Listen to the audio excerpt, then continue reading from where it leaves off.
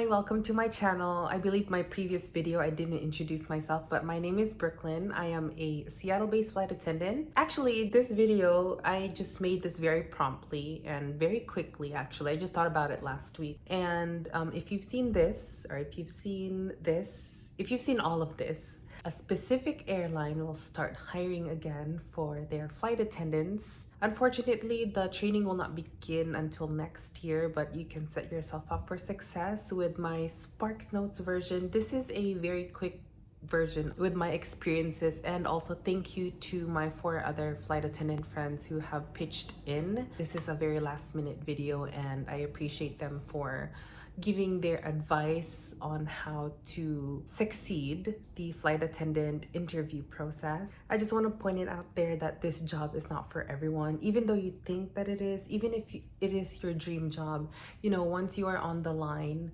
that's when reality is going to hit. But I just want you to please take this video as an advice. It is not a guarantee that you will get the job, even if you have a CJO. It's a friendly chit-chat conversation of my version, of my other colleagues' version of their experiences, and I hope that you take this into consideration when you apply next week. So let's get started with this video. Before you even become a flight attendant, before I even became a flight attendant, before anyone became a flight attendant, they had to apply. So you have to apply.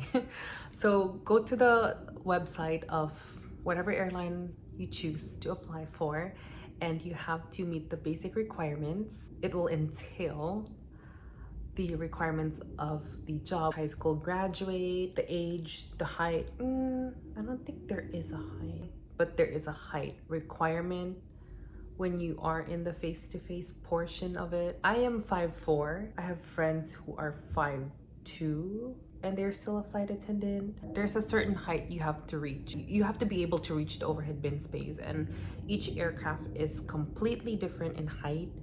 So I don't know the specific height. Also, I think it's important that when you are on the career section, if the airline you are applying for has the option for you to set a notification so that you are notified of the application opening as soon as it opens, because I don't know how long this application will be open for, and I think it's important to have your ducks in a row and you have your resume together, everything that you need, all the requirements. As soon as it opens, you just submit it. It might be open for only 24 hours. Who knows? I do not know the answer to that. Actually, I messaged 4 colleagues and one of them gave this perfect advice. Your resume should be clean to read and do not put too much. Just the important things like jobs, volunteer work, and school. I have noticed that my resume is only 1 page. Coming from a different department at the airline that I work for, I remember I attended this class. There's this thing called a 1-pager, and a 1-pager is everything that sums up within 1 page. So I used that concept putting together my resume, and when I applied for this position, I made sure that it is neat, easy to understand. I believe the font that is recommended is 11 or 12 point font. Don't try to be so different to the point that the system, whether it's a person or a computer reading it, cannot read your resume because you put too much thought into it. So keep it simple, keep it cutesy, keep it demure, okay, like they say. The next portion after the application, after you have submitted your application, will be a questionnaire and assessment. So with my experience, when I applied, there was a talent card portion. So I maybe answered like 100 questions, and it asks you questions about certain things, and in the end it sums up the top 3 talents. The talents that I got, I'm not too sure if those were specific talents they were looking for, but my talents were being responsible and also positivity. You want someone to be welcoming, elevated, and caring. You should know those. The next portion is a virtual job tryout, and this portion was really easy for me. I was really nervous because I even dressed up for it, and I said virtual job tryout. It's actually just like it's similar to a test where you kind of have to demonstrate your ability with customer service and problem solving skills. Just asking you questions like how normally you would answer a test. After the questionnaire and the assessment portion, it's the waiting game. It can take from a week to a month. That's not quick. It was within that time frame that I passed, moved on to the next step, which was the video interview. With my experience, nobody was behind the camera. It was just a question and I had to answer it. Some people had a physical person interviewing them as if I'm talking to you right now. So my advice to you is to be compliant as you would for a normal interview, as if someone was right in front of you. You also want to put your best foot forward. You want to look presentable, even though that they are not seeing you in person, even though it's in front of a camera. Some of my colleagues gave me these advices. Familiarize yourself with the STAR format and answer from the heart. So STAR format is a method of answering a behavioral or an interview question, any interview question. It stands for situation, task, action, and result. I'm not sure if this is a specific airline's preference, but at least with my airline, it is mandatory to answer. Otherwise, I don't know if you're gonna get the job or not. When you're answering these questions, you have to answer it in a format that flows. As for situation, you have to describe a situation, task. What did you do? The task. And the actions that you took, or actions that you took, and the result.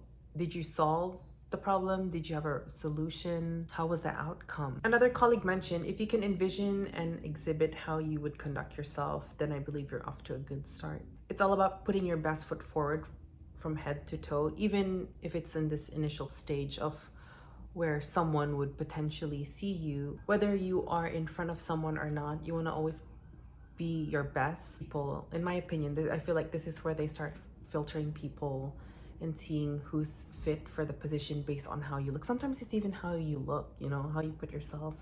And another colleague of mine mentioned that make your experience at previous jobs relevant to this one and give details on your past experiences.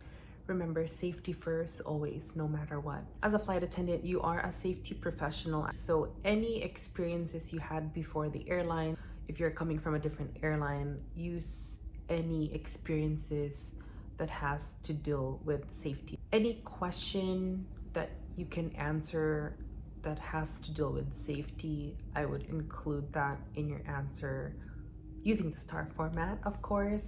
I think that will give you an advantage. Also, it's important that you don't make up stories or glamorize any of your experience. Just tell it from the heart. Perfectly well said, Stephen.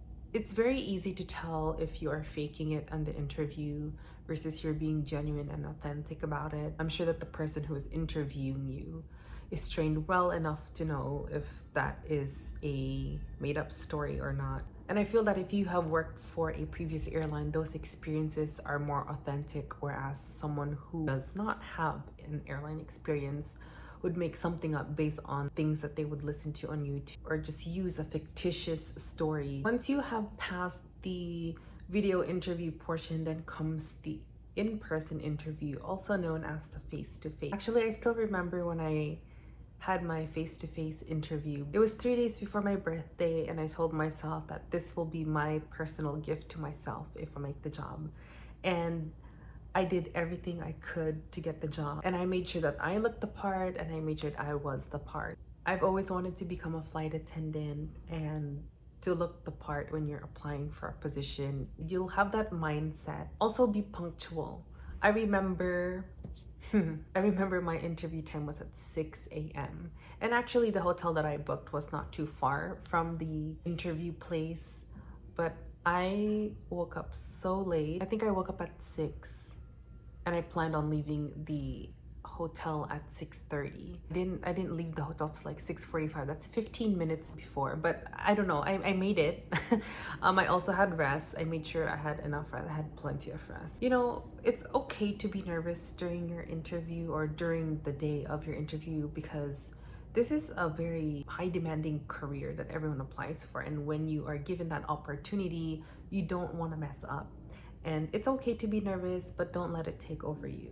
Some of my colleagues have mentioned that I went into the interview with the intention of getting hired, and it shifted the focus from me being nervous about answering questions correctly to just having a fun conversation.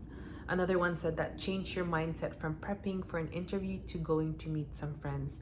keep in mind that the people who are interviewing you are flight attendants that are on the line. So the people interviewing you are interviewing people who they want to work with, people who they trust to save them and their family in an emergency. My colleague Anthony, who is a Los Angeles based flight attendant.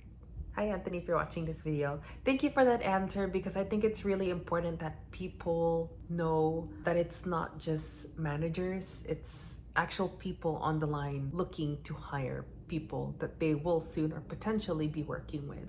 And it's important because not a lot of companies will have that authenticity or that closeness, or I don't even think people disclose that you have future coworkers interviewing you. When I went for my interview, it said not to bring anything except like your documents, but I brought my documents, my passport, my ID, my birth certificate. I brought every sort of ID. I went into that interview with that mindset that I am going to be a flight attendant. So I brought everything, even though it said not to bring. I brought 3 extra resumes, 3 extra cover letters, even though you don't need a cover letter, but I still brought one. I was prepared. I know they're gonna have a pen, but I even brought a pen. I was in that mindset that I was going into that interview and I was going to leave that interview with my CJO, which is a conditional job offer. A conditional job offer is given to you when you pass or make it to the cut, and it's the best feeling ever if you get a CJO. During the face-to-face, they actually had my resume available already, so I didn't even need to bring my resume. It's funny because the person that interviewed me, I asked her, oh, do you need my resume? I have a copy of my resume. And she's like, oh no, I have it here in this stack. They have like a whole stack of whatever documents they have, but they have your resume. Also, when you are answering the questions during the face-to-face, you want to share your relevant experiences. Similar to the video interview that you got, my colleague Beca mentioned that harnessing experiences that reveal how you've demonstrated putting each value into practice on the line. Applying such values helps encourage a safer and happier working environment. Whatever airline you're applying for, whatever values they have, core values, whatever lessons you have learned from your video interview in combination with the experiences that you have, you want to make sure that when you're answering the questions, you're using all of that. You're selling yourself more as a well-rounded candidate. And I remember when I answered my questions, I was always using some of the core values within my answers. Again, the person that is interviewing you is actually a working flight attendant on the line, and treat it either as though you're just interviewing with a friend, which should give you a sense of fun. You shouldn't be too nervous during the interview. You should definitely smile a lot. Don't be too nervous, but using the experiences that you had, any experience that you had safety related, and especially customer service, it will allow you to put your best foot forward. Also, don't forget STAR format again: situation, task, action, result. So whenever you answer any question, always use that format. And also during the face-to-face interview process, there are certain stages within the face-to-face interview day. From the moment that you walk on the campus, there were trainee flight attendants. When I had my interview, everyone is looking at you. So again, please look the part, be the part. Research on how to do hair. Make sure that your hair is compliant. Earrings, watches, everything. Don't be afraid to mingle, but don't go over the top, but don't shelter yourself in the corner. My colleague Steven mentioned that, and it's important because all these flight attendants that are interviewing are looking, I don't know if they're assigned a flight attendant to look at. I do not know if they're looking for a specific attitude or aura, but you want to be personable, but you also don't want to be the chit-chatty type, because you have to be demure, okay? When you are in that interview room, you have to exude that classiness too. But also don't be a wallflower and just hide in the corner. They want someone on the job willing to be able to connect with the passengers. You know, you don't want to just ignore passengers. It's just sometimes you're going to be doing a safety demonstration in the aisle and you're going to have people looking at you like that. You can't be too nervous or you can't be too shy.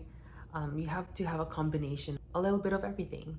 So whatever the outcome may be, whether you got the CJO or not, it's important to always be yourself. And this is a message that not only my colleagues have mentioned, but this is even before I applied, I was always told to always be yourself, always answer from the heart, just be authentic, be your authentic self. You know, whether you get the CJO or not, you can try again. If not, try again. I have friends who have tried once and they got it, twice, and then they got it 3 times, and then they got it working for a previous airline, and then they got it. For me, I unfortunately tried 8 times. I tried 8 times before I got it. I was actually with a different airline before who is more recognized worldwide. If it's your dream airline, keep trying until you get it.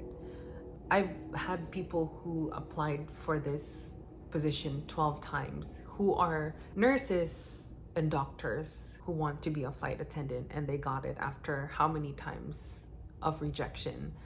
I don't know how they hire. I don't know how many times they want to see you struggle, or they want to see you proceed before you get this job, but I'm happy that I finally got into this airline and this department, and I wish to share more details about the job with my next upcoming video. I do appreciate if you like this video. Comment if you have anything you'd like to have answered, and I will try to answer with the best of my ability. I also hope that you subscribe to my channel, and I'll have more travel related videos and content for you guys. Thank you.